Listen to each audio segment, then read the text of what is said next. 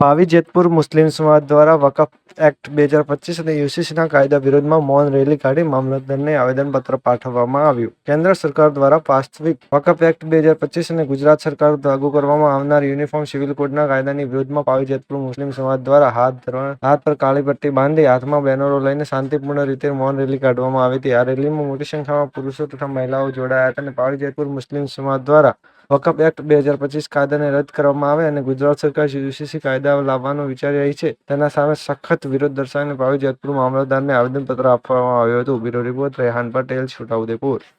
ભાઈ આખા પાવી જેતપુર તાલુકાના જે મુસ્લિમ સમાજના લોકો છે આજે અહીંયા આગળ જેતપુર પાવી મુકામે એક મૌન રેલી કાઢી મસ્જિદથી તીનબત્તી રહીને બસ સ્ટેન્ડ લઈને અને એપીએમસી માર્કેટ લગીને ચાલતા મૌન રેલી કાઢી અને ત્યાર પછી બધા જે જેન્ટ્સ ખરા એ જેતપુર પાવી મામલતદાર કચેરીની અંદર આવેદનપત્ર માટે બધા ભેગા થઈને આવ્યા.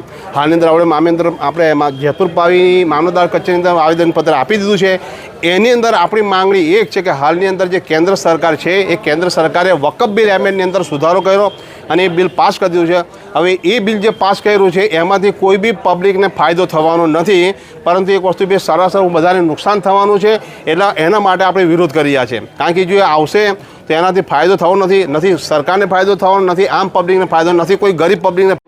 અમે આજે પાવી જેતપુરમાંથી યુસીસીના વિરોધમાં રેલી નીકાળેલી છે. તેનો અમે સખત વિરોધ કરીએ છીએ. તેની સાથે નાના બાળકોથી લઈને બુઝુર્ગો સુધી બધા જોડાયેલા છે અને અમે જે ઇસ્લામી અમારા જૂના જે કાયદા છે તેનાથી અમે ખુશ છે.